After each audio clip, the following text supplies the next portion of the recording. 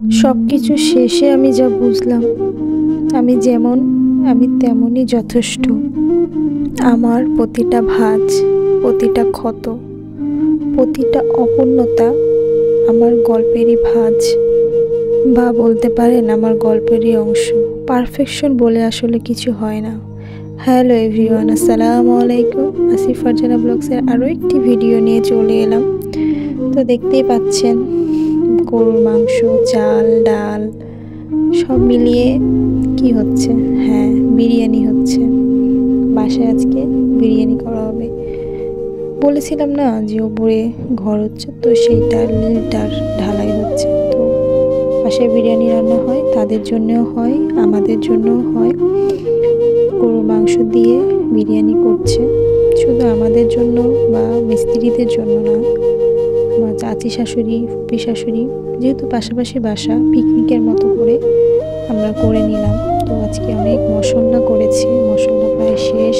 আর যেহেতু অনেকটা বিরিয়ানি হচ্ছে, প্রায় 10-12 কেজি চালের, তো শুরুতেই দেখতে পেলেন যে আমার শাশুড়ি আম্মু চুলায় গরুর মাংসটা রান্না করে নিচ্ছে। আর এই যে মাছগুলো দেখছেন, এটা আমার বাবার বাসা থেকে পাঠিয়েছে, আয়ের মাছ।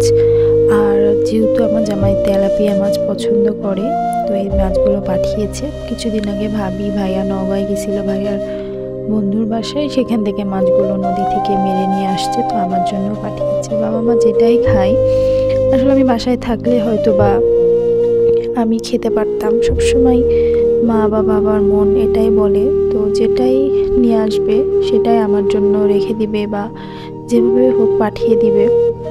তো মাছগুলো পাঠিয়ে দেয়। আর রাত্রে তো আর বিরিয়ানি খাওয়া যাবে না, তো রাত্রে রান্নাটাও করে নেয়, যে মাছগুলো কেটে নিল, এগুলোই হয়। আর এই যে পাশেই ইট দিয়ে চুলা বানিয়েছে, যেহেতু অনেক বড় পাতিল, এটা তো ছোট চুলায় হবে না, এজন্য পাশে বড় মর ফুপি তারা হলো বিরিয়ানিটা করে, আর গরুর মাংসটা কষিয়ে রেখে দেয়, আম্মু সব রেডি করে দেয়। আর তারাই যে ইট দিয়ে বড় পাতিলে যে রান্না করছে, তেল দেয়, পেঁয়াজ মরিচ, দেখতে পাচ্ছেন, অনেকে দেখতে পারেন বিরিয়ানিটা কিন্তু অনেক সোজাভাবেই করেছে।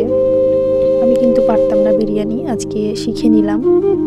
আর এই যে ভিডিও এডিট করলে, ভিডিও দেখলেও কিন্তু শিখে নেওয়া যায়। পুরোটা সময় ধরেও যদি আমি ছিলাম না, আমার ম্যাক্সিমাম ভিডিও আমার একটা ভাগিনা করে দিয়েছে বা আমার হাজব্যান্ড করে দিয়েছে। আমি একটু অসুস্থর জন্য সব জায়গায় যেয়ে করিনি, আমি শুয়েই ছিলাম। যেহেতু দেখলাম যে আজকে বাসায় অনেক কাজ, একটু উঠে হালকা পাতলা করে তাদেরকে সাহায্য করলাম। তো এই বিরিয়ানি বড় আম্মু ফুপি রান্না করে, বিরিয়ানিটা অনেক টেস্টি হয়েছিল। তো আপনারা বিরিয়ানিটা দেখতে থাকেন, আমি আপনাদের সাথে কিছু গল্প করি। শুরুতে বললাম না যে আসলে পারফেকশন বলে কিছু হয় না। আমি এমন অনেক মানুষ দেখেছি যে তারা যদি একটু কিছু পারে, নিজেকে কি না জানি মনে করে, তাদের মনে হয় যে আমি তো পারি, অন্যের কাছ থেকে শিখে নিব বা অন্যের কাছ থেকে দেখবো। তাদের মাথাতে এটা কাজ করে যে আমি তো সব পারি, কেন অন্যের কাছ থেকে শিখে নিব। কিন্তু আমি প্রতিটা মুহূর্তেই মনে করি যে মানুষের শেখার অনেক কিছু আছে। আমি কিন্তু ছোটদের কাছ থেকেও চাইলে অনেক কিছু শিখতে পারি, বা আমার সম্পর্কের অনেক বড় গুরুজনের কাছ থেকে। শেখার আসলে কোনো বয়স নাই, আর শেখারও কোনো শেষ নাই। তো প্রতিটা মুহূর্তেই আমি সব কিছু শিখতে থাকি। আসলে মানুষ সব কিছু শিখে আসে না। আমি অনেকের ভিডিও দেখি আপনাদের, সেখান থেকে অনেক কিছু শিখি, ভালো লাগে। আসলে চাইলে সব কিছু করে ওঠা হয়তো বা আমাদের সম্ভব হয় না, তবে চেষ্টা করি। আর আমার ভিডিওটা আজকে হয়তো বা আপনাদের ভালো লাগছে না, একদিন ভালো লেগে যেতেও পারে, সেই আশায় কিন্তু প্রতিটা মুহূর্ত আমি এডিটিং থেকে শুরু করে সব কিছু শেখার চেষ্টা করি, একটু মনোযোগ দেওয়ার চেষ্টা করি, যে একটু ভালো হলে, এডিটিং ভালো হলে হয়তো বা দেখবে, আমার পাশে থাকবে, ভিউ বাড়বে।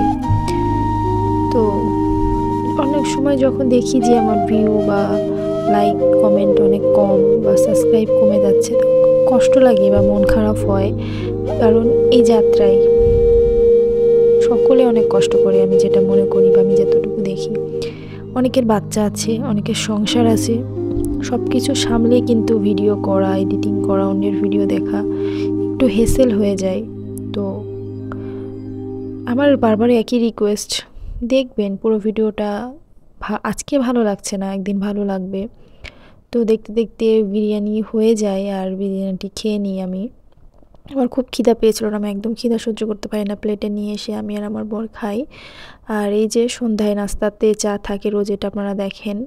তো আজকের ভিডিওর কোনো অংশে ভালো লেগে থাকলে অবশ্যই লাইক, কমেন্ট, সাবস্ক্রাইব, শেয়ার করে দিবেন। আসসালামু আলাইকুম, আল্লাহ হাফেজ।